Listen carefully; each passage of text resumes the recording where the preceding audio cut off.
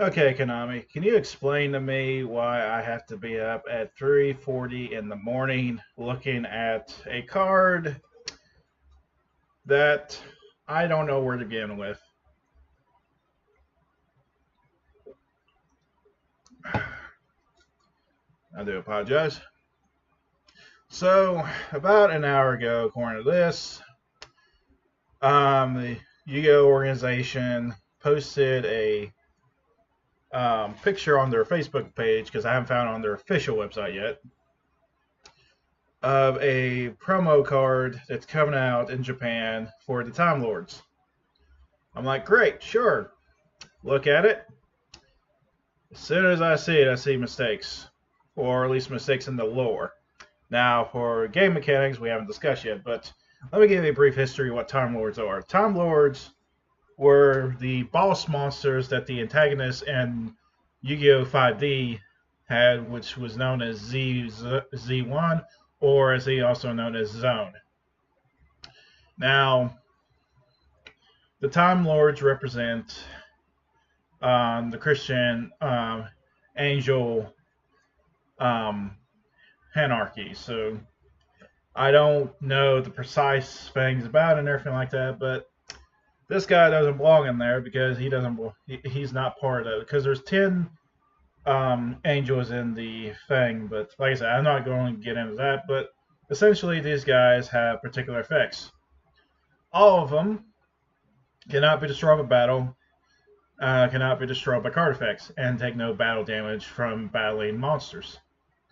So there are ways around them, but each of them have particular effects.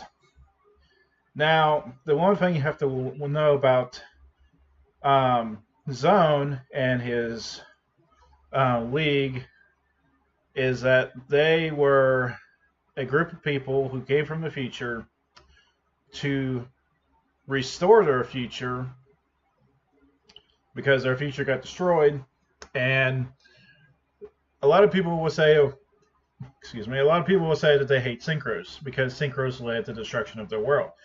It's not the synchros that they hate. They hate what the synchros have done to the world. Because in their world, they run on um,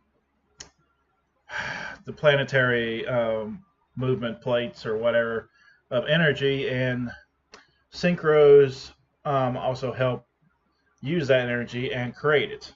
And it's based on in Japan in English. I don't know anything because no one watches the English or the English version of Yu-Gi-Oh except for the original seasons.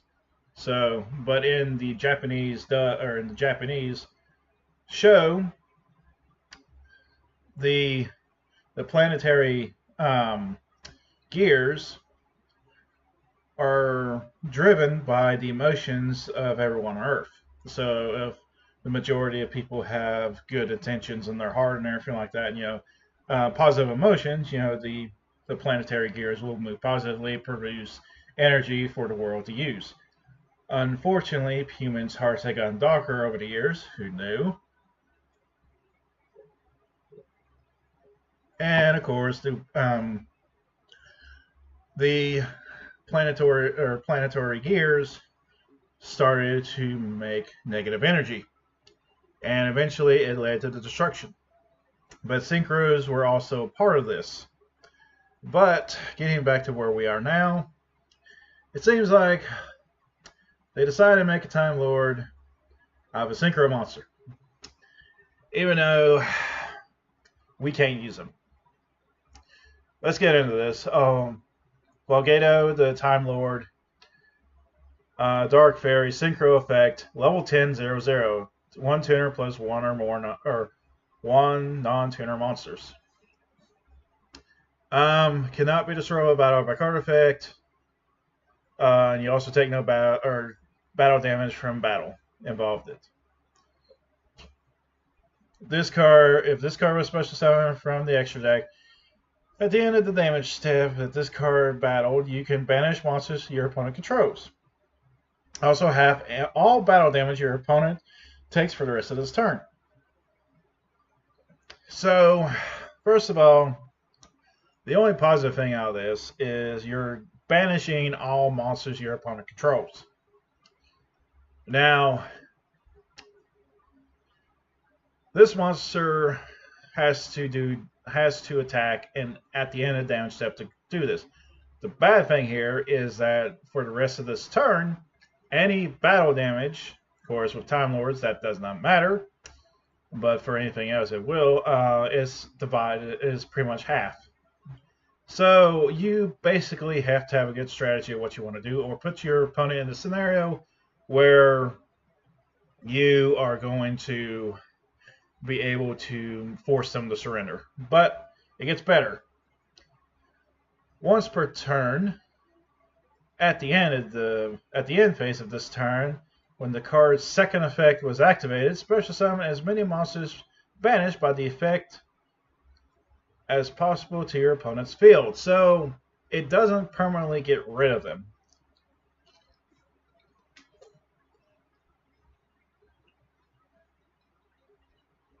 What y'all think about this format? So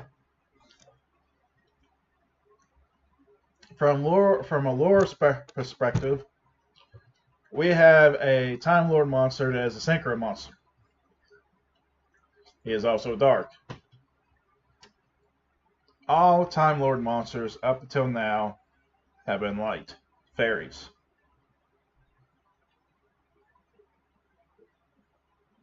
So the only thing I can figure is this is supposed to be the shadow of the big guy that they have. He has 0 attack, 0 defense, which means he's not going to do any damage. No Time Lords. Well, there's a few of them, but really, from a realistic perspective here, no Time Lords are going to do any damage. They're going to do inflicting damage. So the banish part is good for non-Time Lord decks up until you get to the part where it halves all damage they take for the rest of the turn. But then they get those monsters back at the end phase of this turn. So, how do I feel about this card? Well, Time Lords can't run him, because every single Time Lord except for the big guy, which I think he is a level 11, might be wrong on that, but pretty much every single Time Lord is a level 10. So unless they make a tuner monster that will reduce the level of Time Lords by 2, which you might do, to actually do this, then Time Lords can't run him. There's no way for this deck to run. It's impossible, because you have to reduce his level, which we don't have Low Eater, and I do not recommend we get him back. And you have to be willing to synchro. Well, on the plus side here, he does not leave the field. But as again, we can't run him because they are all the same level as this guy. So the question is, what are we putting in our deck that's not going to cost us a normal summon? That's going to be a level 8. That's justifiable having to bring this guy out.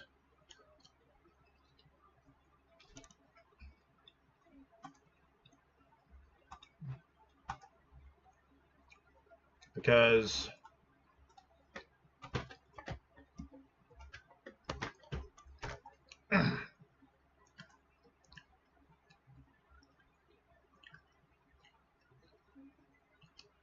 they're all level 10 fairies. So, oh yeah, and they finally brought him into this. So, and this is the, nope, we don't want, well, some of y'all might want that, but not me. At least not at this point. It's not what I want to show here.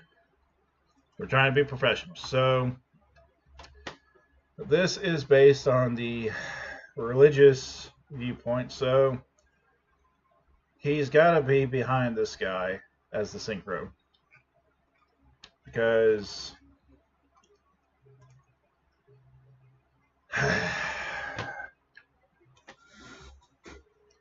It's the only thing that makes sense for this entire thing.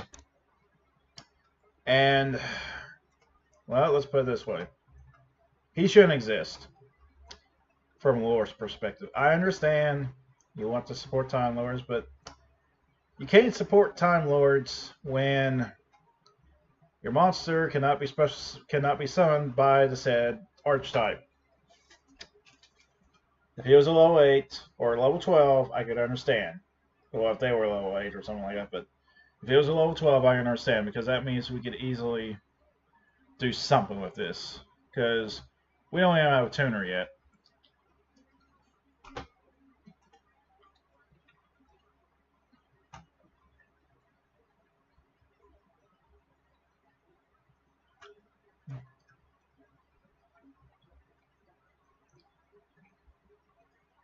And even if we do get a tuner, the question is, what are we going to do with it? The tuner has to do two things. One, it has to be able to special summon when there's a Time Lord on the field. And two, it has to be able to reduce the level of the Time Lord by at least 1 or 2 to justify this. And even then, that's not going to be justifiable.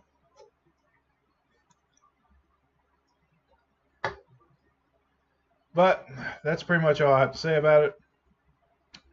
I personally don't like this, and it's mostly because I like building archetypes. So this does not fit in until we get at least a tuner or something that allows us to reduce the level of the Time Lord so we can bring this guy out. But other than that, why would I want to summon him? We had Time Lords that burn anyway, so I'll let y'all figure this out as well. Y'all have fun. Out.